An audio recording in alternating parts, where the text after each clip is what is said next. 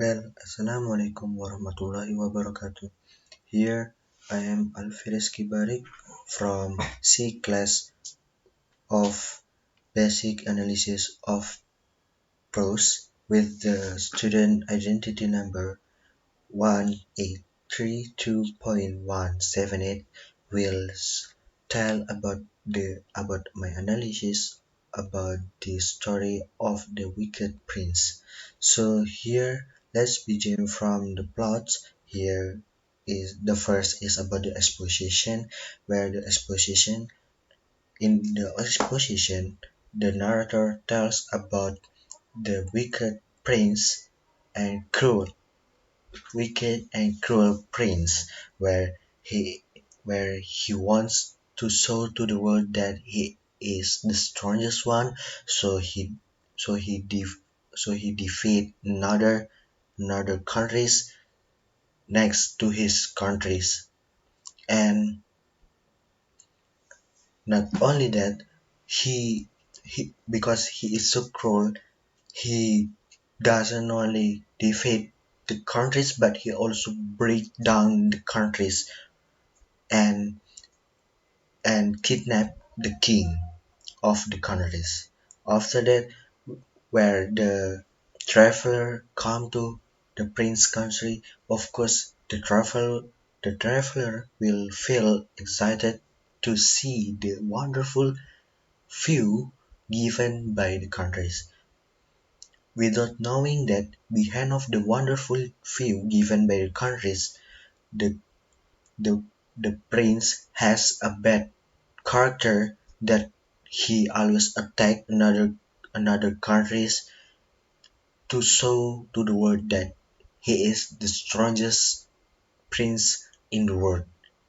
And after that, after he kidnapped the king from the other countries, he will drove them through the trade city to, and he will order the king knee in front of him while he is sitting down on a table.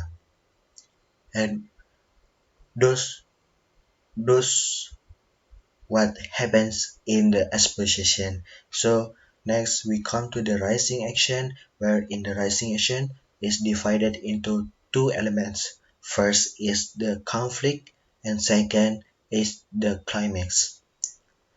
But before we come to conflict, we have to know where the rising action is started. The rising action started where the where where the prince has a statue and he wants to decide which place that he want to put the statue in. And between the royal palace and also the curse, he choose curse. But when he want to put his statue in the curse, the priest or the keeper of the curse tell him that even though the prince was powerful, but the power of God is more than king prince power. And in that accident, it creates a conflict that after the priest or the keeper of the curse tell that God's power is more than prince power, the prince feel hesitant, feel desire to attack or defeat the god, to show to the world that he is the strongest one. And here we can see that the conflict happening here is between man versus himself. And next we come to the climax of where in the climax we we are provided with the war between the prince itself with the god, where in where the prince uh, attacked the god by using a colorful shape, where the colorful like a tail of peacock, and it can sail through the air. But in the first attack, the king was almost died, and finally the king prepared again for 7 years to build a strong a stronger ship than before, containing with a stronger weapon than the weapon that has been used to attack the god before. And finally, in the second war, the prince, the god, the god sent gnats to attack the soldier and also the prince. And here, there was one mosquito enters to the prince's ear and stung him. And finally, it makes the prince feel burned on his body. And finally, in the falling Asian and in the denouement, we are provided uh, with the with the with the story that the after the king being stung by the mosquito, the prince feel burn on his body, and the and the soldiers of his only laugh at him, because where the soldiers know that the strongest prince that they ever know lose or defeat by a small mosquito. And that is the plots. And welcome to the next is about the character. First is about the wicked prince. That of course the wicked prince is the main character of the story, because the wicked prince it exists from the first story up to the ends of the story, or he he is exists in the whole of the story.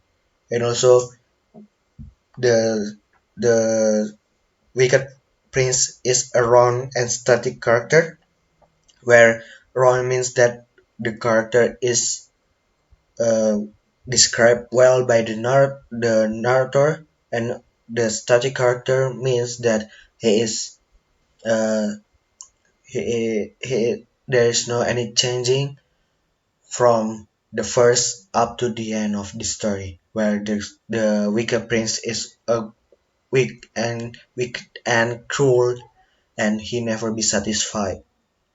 And second is the second characters is the poor mother, who is becoming the minor character of this story. She is flat and static. That means that he just come and go in the story. Why this is flat? Because she is not described well by the narrator, and static. So, what I've been stated before, that static means that there is no any changing in this character. And that's also the priest or the keeper of the courts, that is also minor character, and he is also flat and static character. So that is about the character. Next we come to the setting. So here setting, we are dividing setting into two elements. First is about the setting of time, and second is about the setting of place. First is about the setting of time.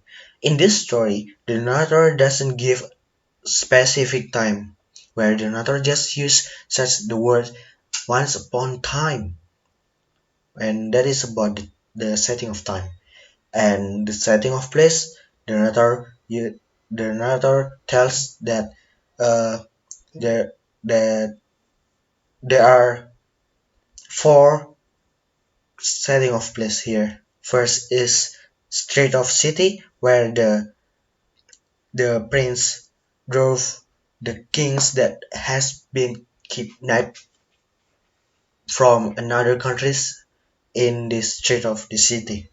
And second is Royal Palace and Courts, where the place of that has been decided by king to put his statue. And next is the ship, where the war between the prince and also the god happens. And that is all about the setting.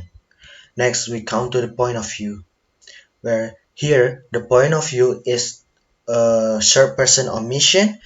Why? Because the narrator used pronoun he, and so you and he directly used the name of the prince, or to describe to call or to describe that it is the main character time to told.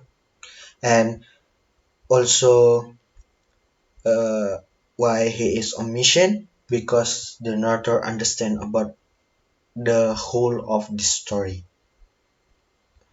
And that is about the point of view.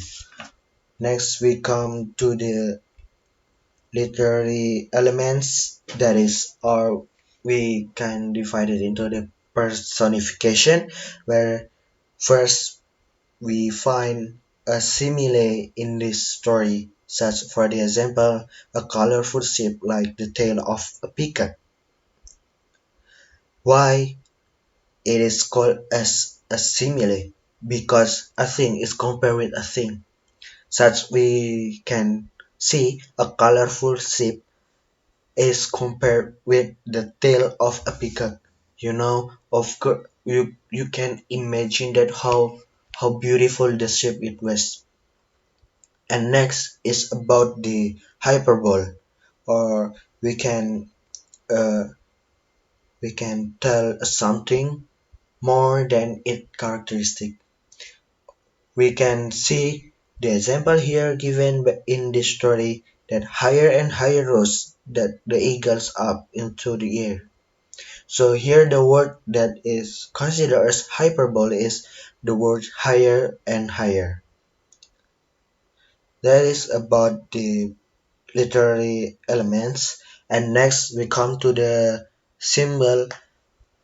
In symbol, I choose sheep as symbol here to symbolize life, where at first the prince is characterized as a wicked and cruel, but at the end he is helpless with a mosquito. So this this sheep symbolize that we as human do not need to be arrogant of our power, because every bad thing that we do, of course there will be the feedback for us. And next is about the theme that exists in the story. So the theme, I choose mighty and power. Why? Because this the story is totally talk about the might of the prince, also the power. And next is about the message exist given in this story. Here the message is, there's still another sky above the sky. So we as human, we should not be arrogant, or we we don't have to show anything to the world, that because around us there are still people who is better than us, like that. So maybe that's all from me. If I have many mistake, I take your pardon. In the last I say catch you later.